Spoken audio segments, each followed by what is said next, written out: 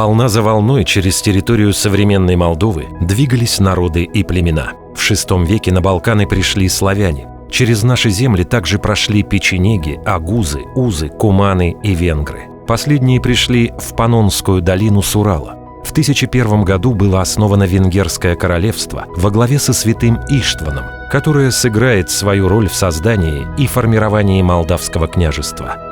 К IX веку на месте будущего Молдавского княжества существовало несколько территориальных объединений. Это пока еще общины, объединения на случай войны.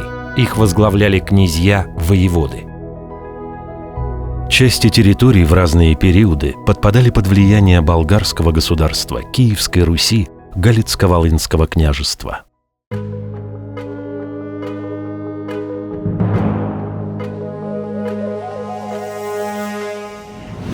В XIII веке сюда пришли татаро-монголы.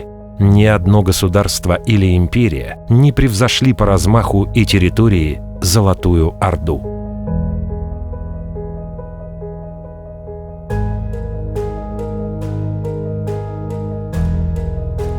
Тартария, или как некоторые называют ее татарское государство, представляет собой огромную империю, ибо она существует не только в Крыму, но распространяется во все стороны, имея большие силы и занимая огромные пространства, то есть большую часть Европы, всю Сарматию в Азии, включая Скифию.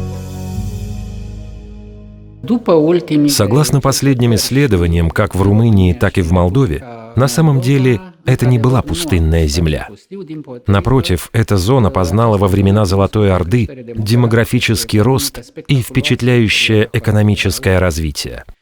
Потому нельзя говорить о поздней христианской молдавской колонизации этих мест.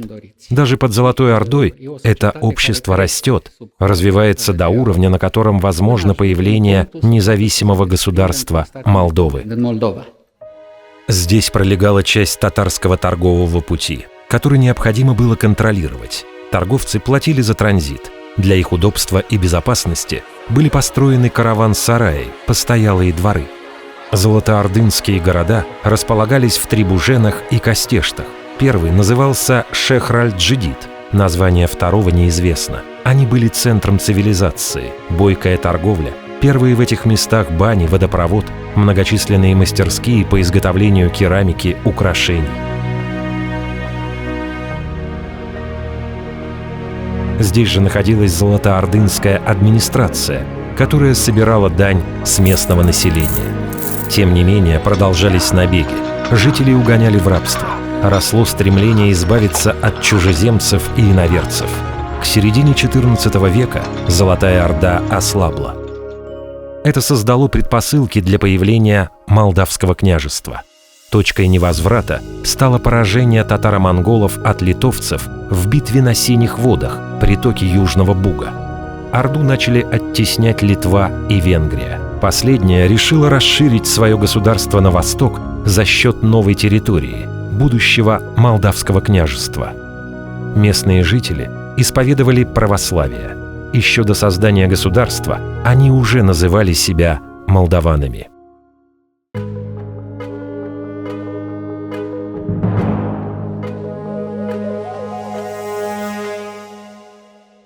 Баллада Миарица – это первое молдавское произведение устного народного творчества. В ней заложен генетический код молдаван, дано объяснение характера, судьбы народа, его способность принести себя в жертву, вера в бессмертие, доставшаяся от предков даков, смирение и принятия высшей цели. Баллада рассказывает о сложных отношениях соседних народов – молдаван, унгурян и врынчан. Горной луговиной, райскою долиной гонят по зелену, по крутому склону 3 отары рунных, пастуха 3 юных. Один молдаванин, другой унгурянин, а третий врынчанин.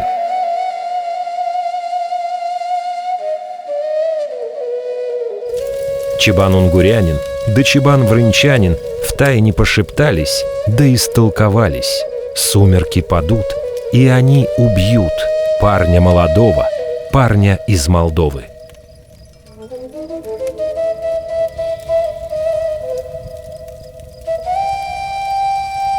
История докажет правоту этой легенды.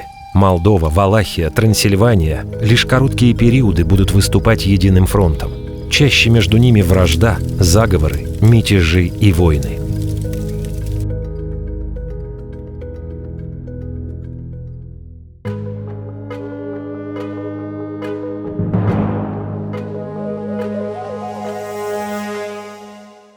В 1352 году венгерский король Лаjoš Великий снарядил на восток экспедицию. Воеводе Драгошу из Марамуриша было дано задание присоединить новые территории к венгерской короне, чтобы отдалить Золотую Орду от центра королевства.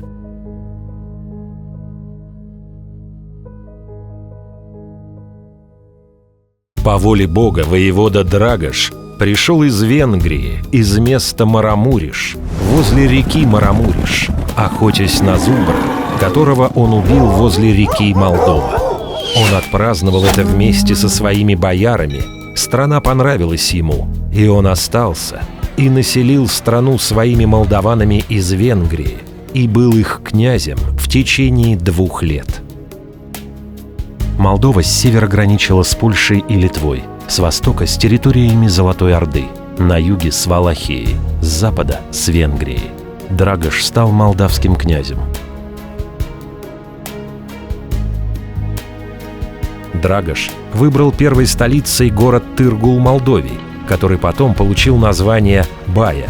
В нем процветали ремесла, бойко шла торговля, в окрестностях располагались шахты по добыче золота и серебра. Правил Драгош недолго, всего несколько лет.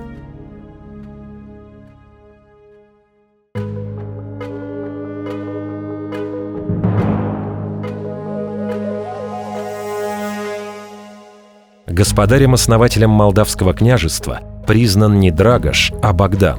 Он пришел в княжество, как и Драгош, из Марамуриша, восстав против венгерского короля.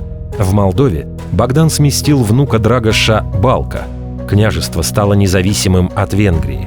1359 является годом создания первого молдавского государства – княжества.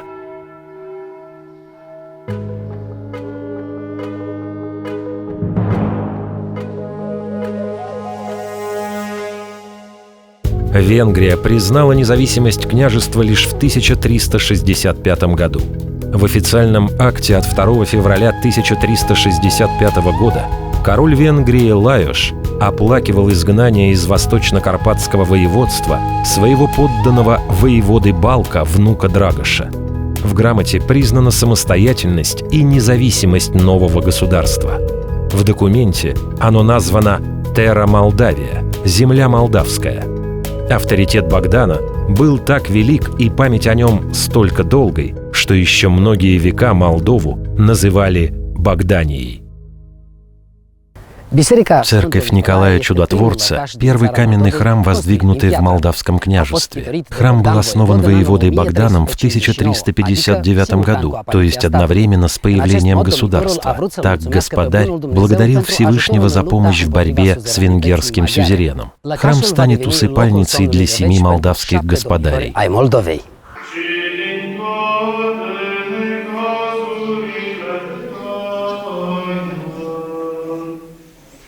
Богдан заложил систему ценностей молдавского государства – независимость, единство народа, православие. За 5 столетий на молдавском троне побывало почти 100 правителей. Некоторые занимали его по несколько раз. Лишь в единичных случаях смена господаря проходила мирно. Претендентами на княжеский титул могли быть законорожденные дети и так называемые дети цветов, рожденные вне брака. Господарями также становились ставленники сюзеренов, а иногда и самозванцы. Преемником Богдана стал его прямой наследник. Столица княжества была перенесена из Баи в Сирет во время правления сына Богдана Лацко. Воевода колебался между православием и католичеством. При его правлении установление дипломатических и торговых отношений с Центральной и Восточной Европой способствовало укреплению позиций государства и процветанию его городов, в том числе Сирета. К концу жизни Лацко определился с вероисповеданием. Местом своего захоронения Лацко выбрал православный некрополь отца в Радеуц, а не католическое епископство в Сирете. Правителям Молдавского княжества на протяжении всей истории приходилось лавировать между сильными мира сего. В Европе постоянно происходила смена держав, которые определяли политическую ситуацию. Вассальная присяга была вынужденной мерой. Это были военно-политические союзы. Они были гарантией защиты Молдовы в случае войны.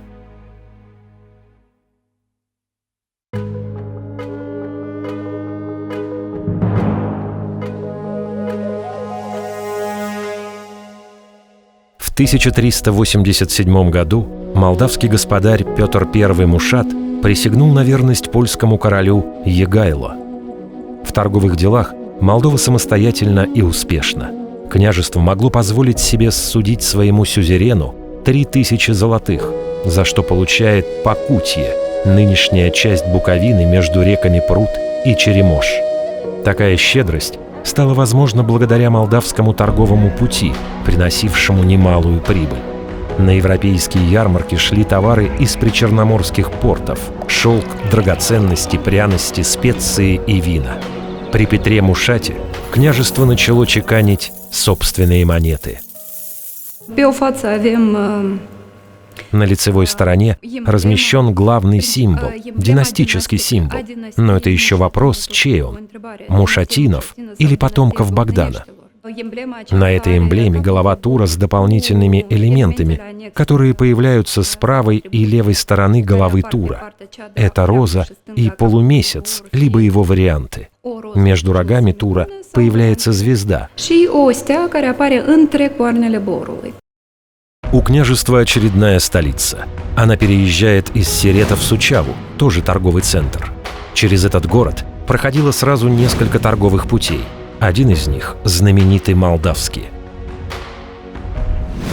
Тронная крепость в Сучаве построена во время правления Петра Мушата. После того, как она была воздвигнута, сюда была перенесена столица. Петру Мушату и другим господарям необходима была надежная защита. Каждый новый воевода после прихода к власти укреплял цитадель. Штефан Великий, к примеру, окружил ее дополнительной стеной. Предполагают, что по его распоряжению между укреплением и городом был прорыт подземный ход. По нему в случае падения Сучавы мог спастись господарь. Тронная крепость стала частью оборонительной системы Молдовы. В целом она включала в себя помимо Сучавской, Нямецкую крепость, Хатинскую, Романскую, Цетинскую, Сарукскую, Бендерскую, Читатя-Албе, Шкейскую, Килийскую крепости.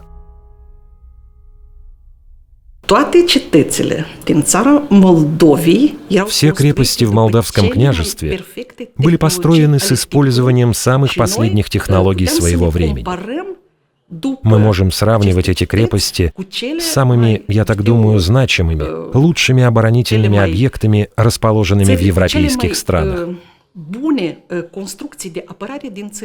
Для нас средние века, благодаря наличию таких крепостей, являются экстраординарными.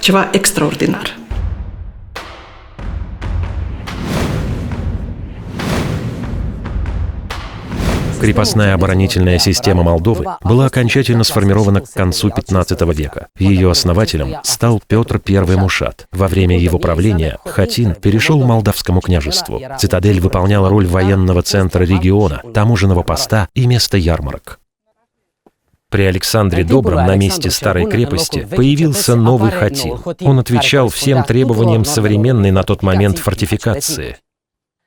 Штефан Великий продолжил реновации, усилил и нарастил стены, возвел дополнительные башни. Тем не менее, Хатин время от времени переходил из рук в руки. Его потеря являлась личной трагедией для каждого правителя. Слишком стратегически важен был этот укрепленный пункт.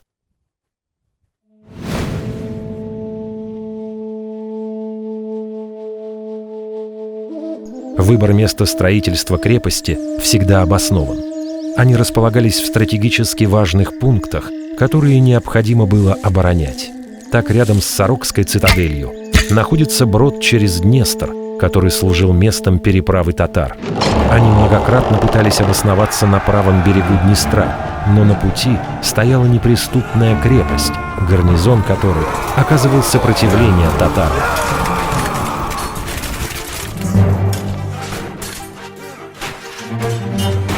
Амбразуры были даже в часовне.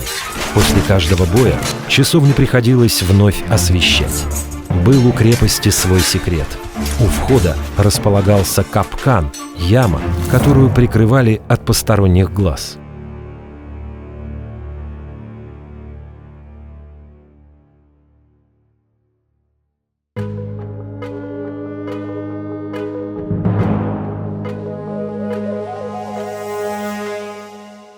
Господарь Александр Добрый сформулировал принцип, по которому жили его предшественники и потомки. Основой государства является вера. При Александре завершается формирование молдавской митрополии. Константинополь признал ее автономию. Каждой церкви необходимы свои символы. У нее появился свой первый святой – Иоанн Трапезунский. Этот греческий купец отказался сменить веру, за что заплатил своей жизнью. Мощи святого Иоанна торжественно были доставлены из Читатя Албе в Сучаву. Его жизнеописание изложено в первом молдавском оригинальном письменном произведении «Мученичество святого Иоанна Нового». Александр создал господарский совет. В него, например, входили логофет, глава господарской канцелярии, держатель печати, ворник, следивший за сбором налогов и исполнением указов господаря, вестиерник, казначей. Правление Александра Доброго было долгим, без малого 32 года, и спокойным. Оно было сродни тишине перед бурей. После смерти господаря началась битва за трон. В ней убит сводным братом сын господаря и отец Штефана Великого Богдан II. За четверть века на троне сменяют друг друга Илья I, Стефан II, Петр II, Роман II, Чубер Воде, Александрел, Богдан II, Петр III Арон. Потомки Александра поделили княжество на верхнюю страну и нижнюю. Объединить государство, навести порядок, дать отпор врагу смог его внук Штефан Великий. Взойти на престол ему помог господарь Валахии, легендарный Влад Цепиш.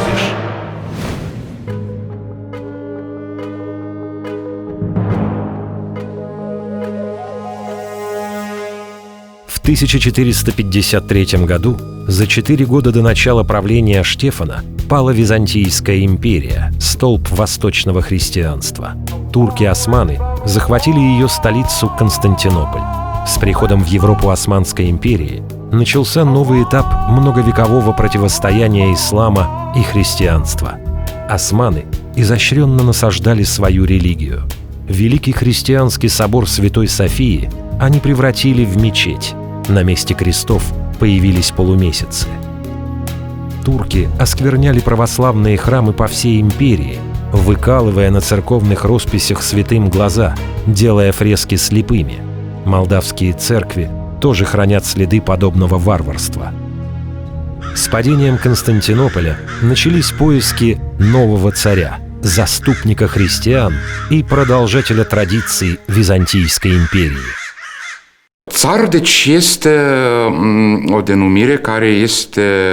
Титул «царь» по сути является эквивалентом византийского титула «базилевс», который мы переводим как «император».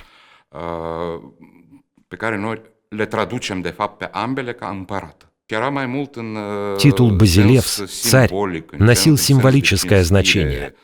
предоставлял особую честь.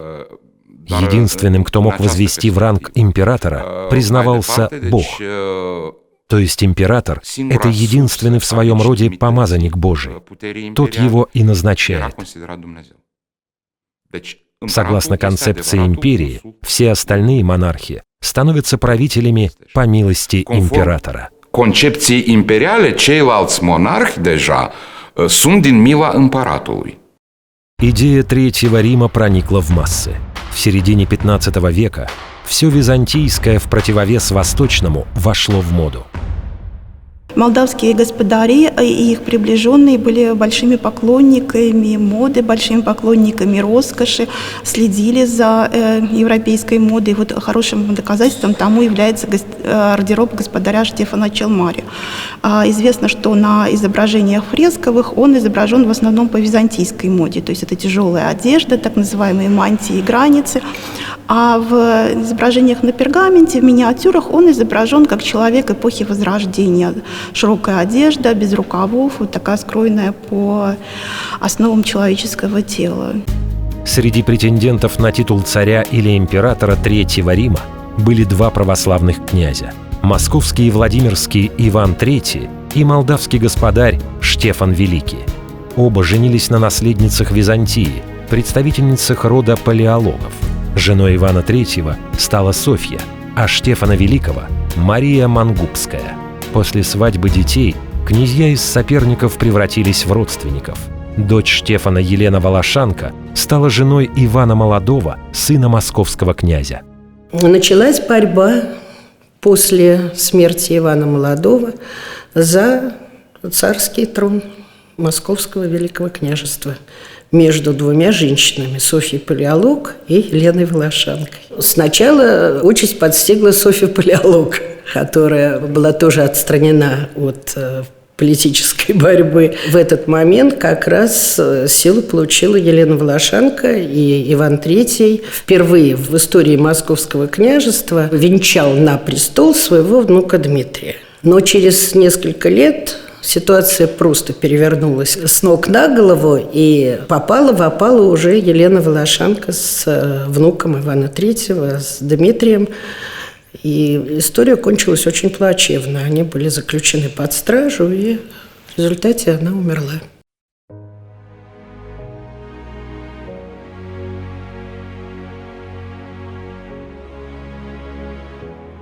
Состязание за роль земного царя выиграл Штефан. Его признали покровителем христиан на Балканах и в Восточной Европе.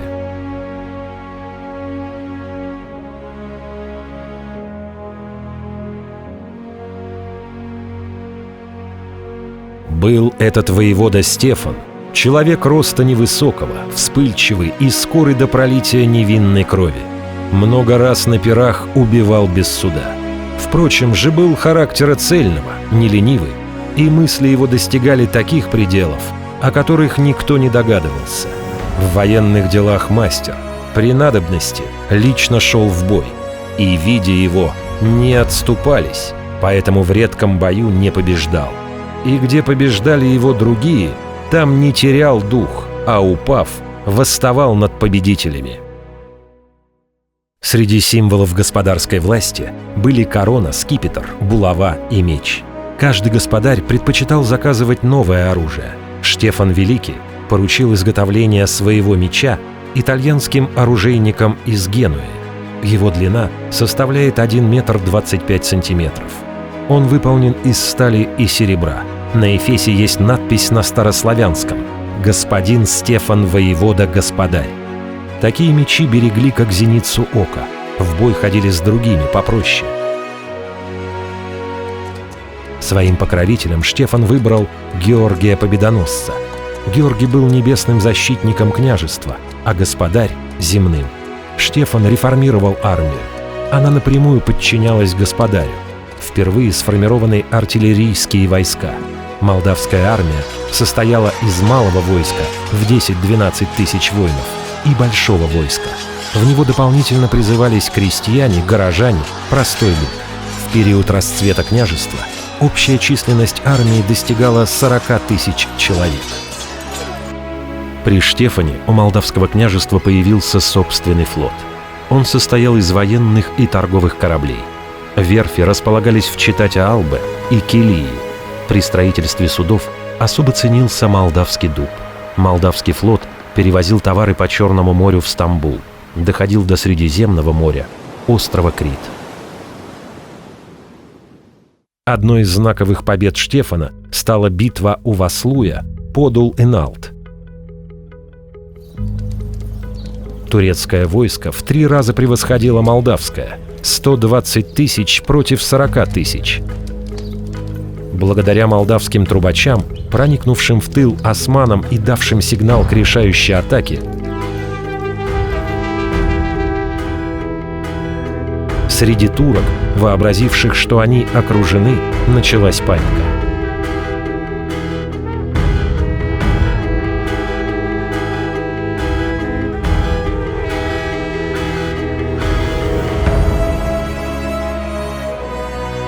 С победой Штефана поздравили европейские правители и папа Сикст IV, назвавший Штефана атлетом, воином Христа. У Штефана Великого была традиция в честь каждой военной победы возводить монастырь или церковь. Удачливый воин поставил рекорд и на поле боя, и среди ктиторов, основателей святых обителей. 34 победы, около 40 храмов. Монастырь Путна стал его главным детищем по масштабу, значимости и почитаемости. Господарь построил обитель в прямом смысле с нуля. Эти места были пустынны. Согласно легенде, Штефан поднялся на один из холмов и выстрелил из лука. Стрела упала здесь, на этом месте, и начали строить будущий Иерусалим. Так верующие называли и называют Путну.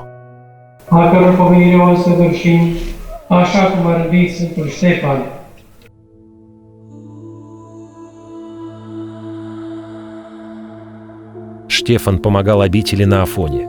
При Османской империи она влачила жалкое существование. Молдавский господарь возродил Афонский монастырь Заграф. Были построены соборная церковь, пристань, трапезная.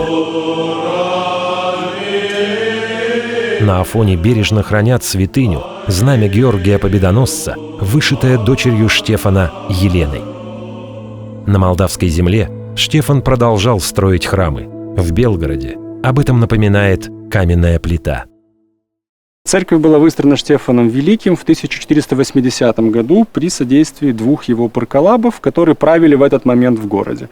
То есть тем самым он показывал фактически, что власть его здесь всерьез и надолго. Мы здесь видим имя Штефана, сына Богдана воеводы, имена 2 парколабов, дату 1480 год и традиционный символ молдавской государственности. Это по существу герб в виде остроконечного щита. И тур, голова тура, то есть плита в данном случае является паспортом, грубо говоря, строительного объекта. Во времена Штефана Великого Молдова простиралась от восточных Карпат на западе до Днестра на востоке. На севере, в районе Черновцов и Хатина, княжество граничило с Польским королевством.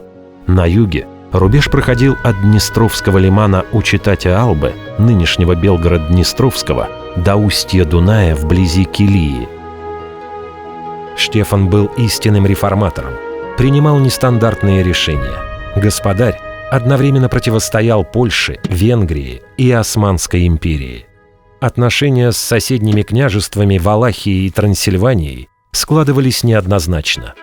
Временные союзы были исключением из правил. Валахия многократно выступала против Молдовы на стороне турок. Обидчикам Штефан мстил. Он дважды сжигал Бухарест. Чтобы избежать предательства и заручиться поддержкой соседей, молдавский господарь помогал взойти на трон Валахии своим единомышленникам. Трансильвания тоже вела двойную игру. На ее территории скрывался убийца отца Штефана, его родной дядя Петр Арон. Он претендовал на молдавский престол. Штефан вторгся в Трансильванию со своим войском и убил соперника.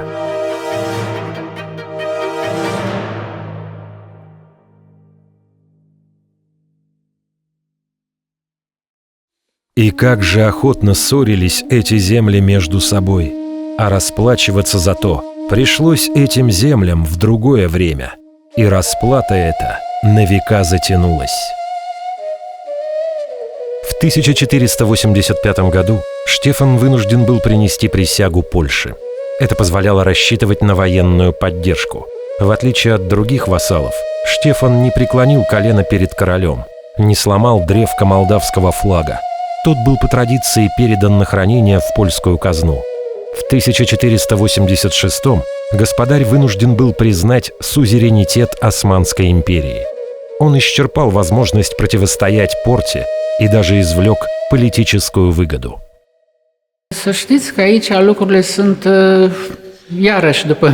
Знаете, по-моему, здесь все не так однозначно.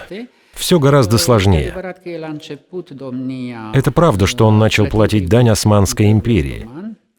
На окончание его правления пришлась потеря крепостей.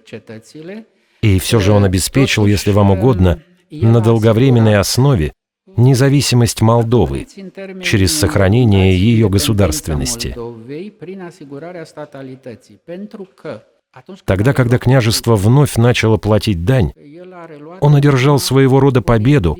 Из османских документов выходит так, что идет речь о мирном договоре со Штефаном, не о его капитуляции. То есть между собой они признают государственность княжества, даже несмотря на его поражение.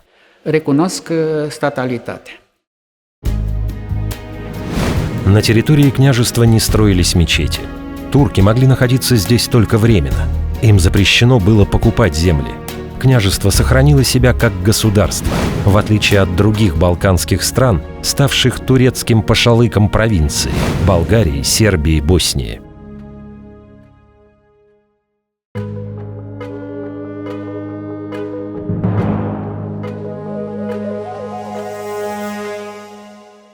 Османская империя постоянно покушалась на свободу молдаван и их территории. На юге в Буджаке появились раи, территории с турецким управлением. Ими стали крепости Бендеры, Читатя-Албе и Килия. Восстание против турок поднял, как ни странно, ставленник Порты, господарь Иоанн Воде-Люты.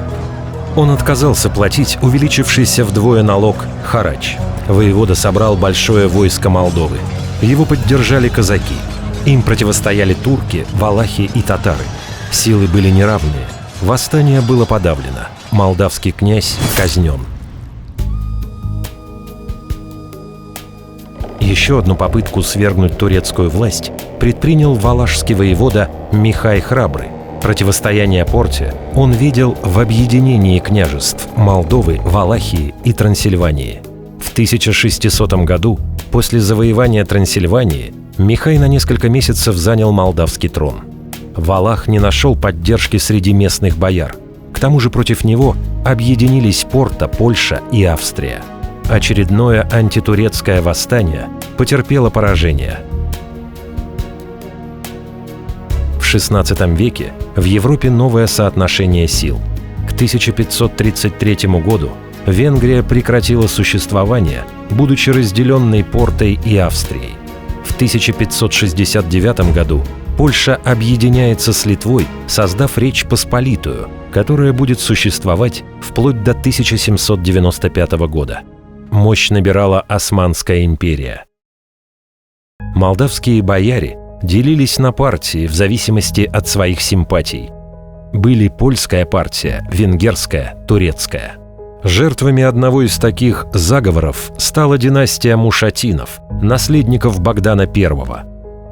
В конце XVI века усилилось влияние польской партии, которая выдвинула на молдавский трон новую династию – Мавил-Могил, состоявших одновременно в родстве с молдавскими мушатами и польскими потоцкими. Мавилы пробыли у власти 40 лет и были свергнуты в ходе очередного заговора. К этой династии принадлежит сын молдавского господаря Петру Мавилы, ставший митрополитом Киевским и всея Руси. В XVI веке во Львове было создано православное братство. Целью организации являлось сохранение православия в Речи Посполитой. Нередко ее руководители обращались за поддержкой к молдавским и валашским господарям. Те с готовностью приходили на помощь. Одним из учеников братства стал сын воеводы Симеона Мавилы Петр. Мало кто мог распознать в усидчивом юноше будущего митрополита Киевского, Галицкого и всея Руси.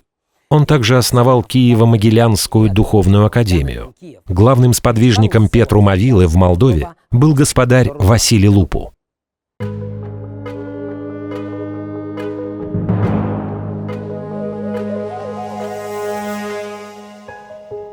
В 1646 году в княжестве появился первый письменный свод законов – уголовный и административный кодексы в одном фолианте. Они вошли в уложение Василия Лупу. За основу были взяты римско-византийские правовые нормы. Страна стала привлекательной для иностранцев. Для них ввели льготы.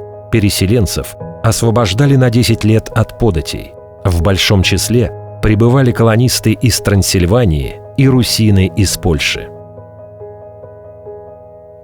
Он сам вообще-то был оборотистый мужичок. Ловкий очень был человек. Ну и он торговал сам. Он и сам участвовал в торговых всяких предприятиях. При нем действительно Молдавия поднялась, и в том числе в культурном плане. При нем ввели государственный молдавский язык. Именно при нем. До этого государственный был церковно-славянский. Он был и государственным, то есть он был официальным, богослужебным и учебным языком церковно-славянским. Этот же господарь завел греческую и молдавскую типографию и приказал там печатать богослужебные книги и гражданские законы. Благодаря этому читались на родном языке сначала Евангелие и Деяния апостолов, а потом вся литургия. Во времена правления Лупу было построено и отреставрировано 30 церквей и монастырей. Благодаря ему появился один из самых необычных храмов Молдовы – Каушанский Успения Божьей Матери.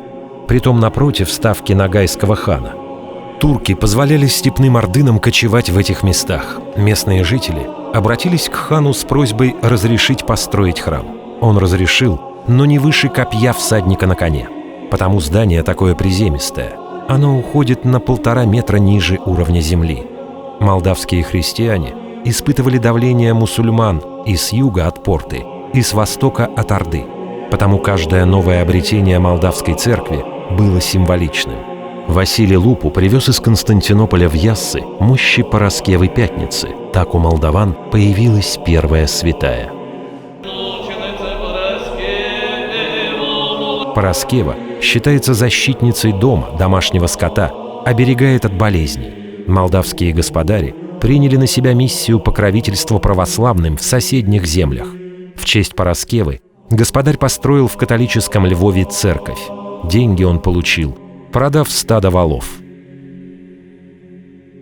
Церковь Святой Параскевы Пятницы одновременно служила храмом и оборонительным сооружением. Об этом говорят бойницы. Вполне вероятно, что один из уровней храма занимала боевая галерея. Такое сочетание воинствующего христианства было знаком времени Средневековья. Основатель церкви, молдавский господарь Василий Лупу, заботился не только о духовной жизни своих подданных, но и думал, как защитить их в случае лихолетия. Храм Святой Параскевы ни разу укрывал своих прихожан от неприятеля. Через город проходил торговый путь. Прихожанами церкви Святой Параскевы были купцы-христиане.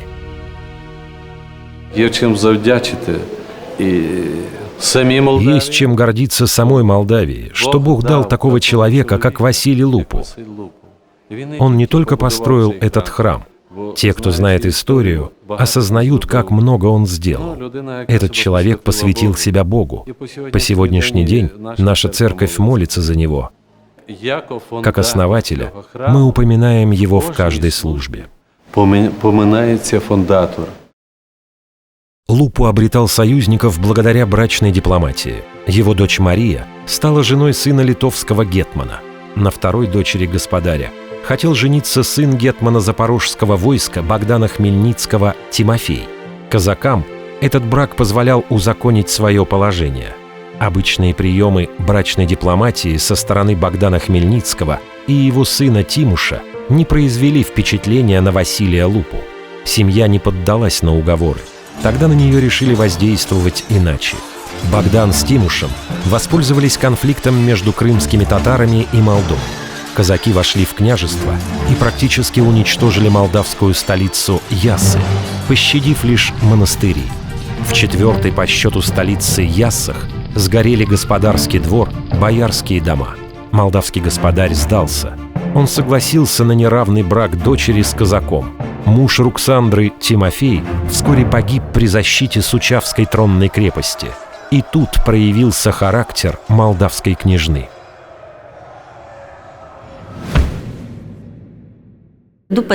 После смерти мужа, а затем после кончины Богдана Хмельницкого, она написала русскому царю: «Мы находимся под вашей защитой. Нижайше прошу вас прислать мне подтверждение, что Рашков является моим свадебным подарком». Ни много ни мало она просила себе город. После смерти Марии Радзивилл, ее сестры, она написала польскому королю: «Не забудьте, что 6 городов моей сестры должны отойти мне». Средневековая Молдова выделяется на общем фоне. Женщины получали образование и имели равные права на наследство. Единственное, чего лишили дочерей молдавских князей – право на наследование власти, господарского трона. Василий Лупу обратил свой взор на Валахию. Он хотел посадить на трон своего старшего сына Иоанна, но воеводы Валахии и Трансильвании объединились в борьбе с Василием Лупу. Их поддержали бояре. Таким образом, в 1653 году по распоряжению Порты молдавским воеводой был назначен Георгий Штефан. Низверженный господарь бежал сначала в Крым, потом по распоряжению Порты был заточен здесь, в тюрьме, расположенной в Семибашенном замке в Константинополе, где и провел оставшиеся годы. Василий Лупу умер здесь же, в 1661 году. Высока цена молдавского трона. Одни расплачивались за него изгнанием, другие – жизнью.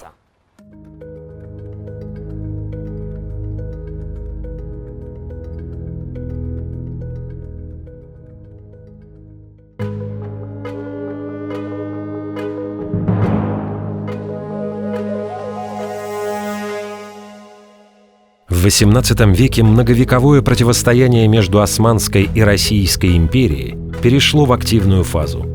Порта охватывала земли Балкан, Средиземноморья, все побережье Черного моря, Ближнего Востока и Севера Африки. Основная задача обеих держав – обеспечить себе контроль над Черным морем и входом в Средиземное, проливами Босфор и Дарданеллы. У Молдавского княжества был выход к морю. Таким образом, оно становилось значимым приобретением для обеих сторон. Господарь Дмитрий Кантемир поддержал борьбу Петра I против Османской империи и присоединился в 1711 году к Прудскому походу.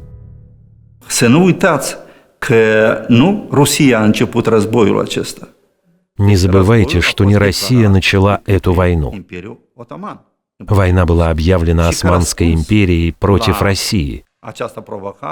И как ответ на эту провокацию началась эта военная кампания, которая в 1711 году завершилась битвой при Станилештах. Она принесла потери не только России, но и Молдове. Но прежде стоит отметить один факт.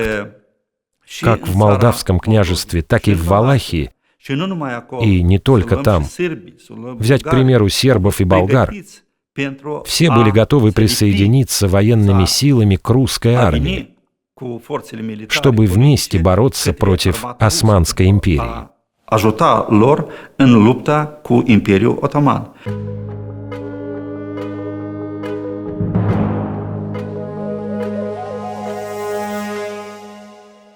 Дмитрий Кантемир хорошо знал противника. Он прожил в Константинополе 2 десятилетия. Сначала, как многие дети господарей, был заложником, затем прибыл в статусе посла Молдавского княжества. Во время своего второго периода пребывания в Константинополе в качестве посла Дмитрий Кантемир начал строительство собственного дворца. Подходящее место он выбрал на левом берегу бухты Золотой Рог в районе Фенера. Будущий государь, как человек православный, выбрал византийский стиль для нового здания. Строительство шло успешно, но, как обычно, вмешались завистники. Они доложили визирю Али-Паше о неприличной дороговизне проекта – 35 тысяч золотых. Кантемир пустил в ход свой талант дипломата. Историю замяли, и строительство возобновилось. В Константинополе Дмитрий был известен как эрудит, полиглот, музыкант и композитор. В 1710 году Кантемир принес вассальную присягу султану Ахмеду III. Это была стандартная церемония посвящения в молдавские господари. Ее проходили все воеводы во времена османского влияния на княжество. В первом зале Топкапы господаря угощали чорбой супом из общего котла янычар. Там же его облачали в господарские одежды. На голову ему надевали головной убор – куку.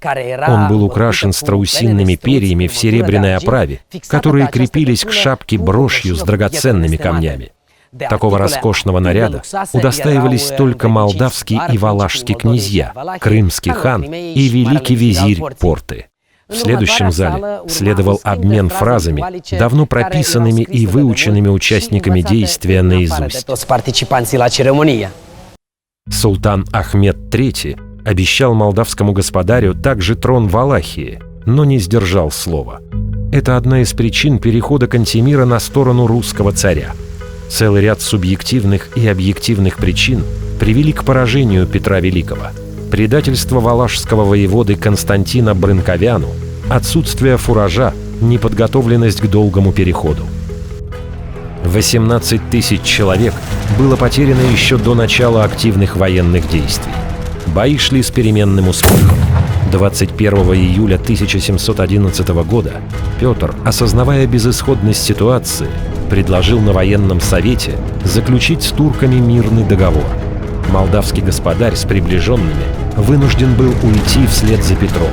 В Луцком договоре, подписанном до начала похода, российская сторона обязалась оказать поддержку князю в случае поражения.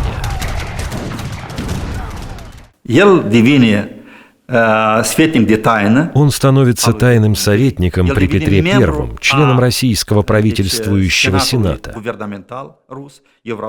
Хочу сказать, что в него входило только 12 человек. Среди этих 12 был Дмитрий Кантемир. Этот факт дает нам возможность говорить о его вкладе в разработку очень важных документов, базовых документов,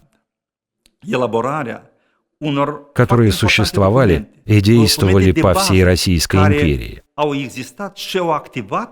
Например, табель о рангах. Это иерархическая структура социальных слоев, групп Российской империи. Он был введен в 1722 году. Непосредственно в его разработке, обсуждении содержания этого документа принимал участие Дмитрий Кантемир. В изгнании господарь начал новую жизнь, научную. По поручению Берлинской академии наук, членом которой являлся Кантемир, он написал «Descriptio Moldavia» – «Описание Молдавии». При создании истории возвышения и падения оттоманской порты он опирался на знания, приобретенные за 2 десятилетия жизни в Стамбуле. Большая часть имений, городских зданий, принадлежавших Кантемирам в России, не сохранилась. Но есть знаменитая Царицыно, которое раньше было имением Кантемиров – «Черная грязь». Во время строительства московского метрополитена была уничтожена фамильная усыпальница в московском Никольском греческом монастыре. Но парадокс. В том же метрополитене одна из станций названа Кантемировской в честь танковой дивизии, которая носит название поместья Кантемировки, где прошла боевое крещение. После Прудского похода султан изменил статус молдавского княжества. Оно перестало быть самостоятельным. Права были значительно урезаны. Господарями назначались ставленники Порты, греки из стамбульского района Фенер.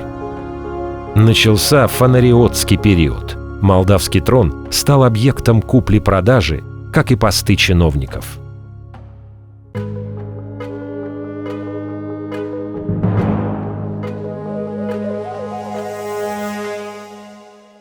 Одно из главных сражений русско-турецкой войны 1768-74 годов произошло под Кагулом. Турки численно превосходили русских. 150 тысяч воинов против 32 тысяч, 140 орудий против 118. В составе русской армии было несколько отрядов молдавских волонтеров. И все-таки при численном превосходстве османских войск победу одержала русская армия. Генерал Петр Румянцев взял не числом, а умением. Победителям достались орудия, 6 флагов проигравших. На поле боя погибло 20 тысяч турок. Урон русских не превысил 1000 человек. Итогом войны стал Кючук-Кайнарджийский мирный договор. Порта обязалась соблюдать интересы православных народов, оставшихся на территории империи, в том числе жителей Молдовы и Валахии. Однако турки не единожды нарушали условия договора.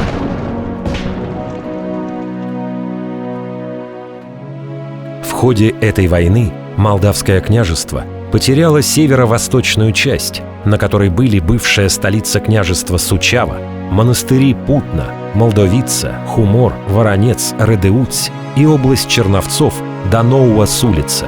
Земли незаконно присвоила Австрия. Эта местность получила название Буковина.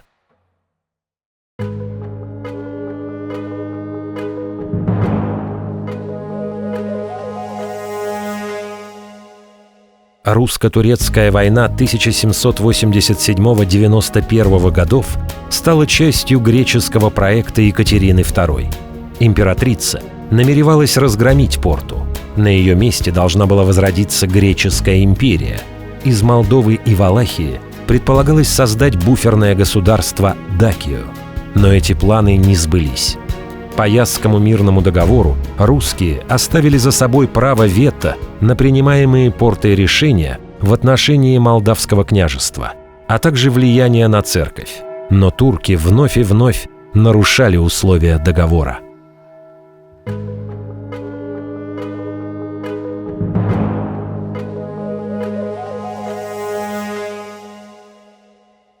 Зачинщиком очередной войны стала Порта. Она нарушила договоренности о 7-летнем правлении воевод и отстранила от трона сразу 2 господарей – в Молдове Александра Мурузи и Константина Ипсиланти в Валахии. Россия ответила на вызов. Ее войска без боя взяли крепости Хатин, Бендеры, Акерман и Килия. Мирные переговоры начались в 1811 году. Их затягивали Франция, Австрия и Пруссия. Все понимали, впереди поход Наполеона на Россию. Еще неизвестно, чем он закончится. Русские спешили. Им необходимо было расширить территорию страны, отдалив врага от границ. Это было возможным за счет присоединения Молдавского княжества, создав буферную зону. В стане Порты нашелся сторонник России, а точнее агент, армянин по происхождению Манукбей Мирзоян.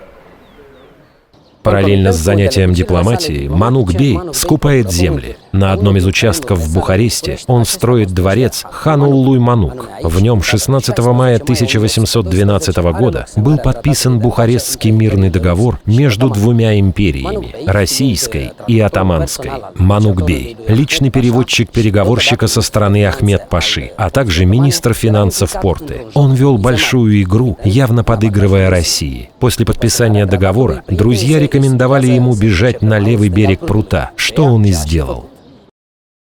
Манукбей обосновался в Хынчештах. Вслед за ним начали съезжаться его соплеменники. Город стал армянской столицей Бессарабии. Армяне, как и многие другие переселенцы, получили льготы. Потомки Мирзояна построили дворец Манукбея, поражавший современников роскошью. Новая граница между империями в 1812 году прошла по пруту. Молдавское княжество оказалось разделенным. Территория на восточном берегу, которая впоследствии будет именоваться Бессарабией, отошла Российской империи. Часть княжества оставалась под турецким господством еще 65 лет. Объединенные Молдова и Валахия провозгласят независимость от Османской империи 9 мая 1877 года. Она будет законодательно подтверждена в результате очередной русско-турецкой войны. Все-таки в 1812 году все произошло в спешке. В Европе еще не завершилась ситуация с Наполеоном. Россия и Османская империя приняли решение, которое, думаю, не считали долговременным. Точнее, Россия имела в планах, да и многие ждали присоединения, интеграции всего Молдавского княжества. Это был лишь этап. С другой стороны, если оценивать всю эпоху, в этот регион пришел мир, процветание. Были и упущения, но был и прогресс, который нужно уметь оценить. В Бессарабии начинается демографический бум. Она станет привлекательным краем с льготами для переселенцев без крепостного права. За 100 лет население вырастет в 10 раз, с 250 тысяч до 2,5 миллионов.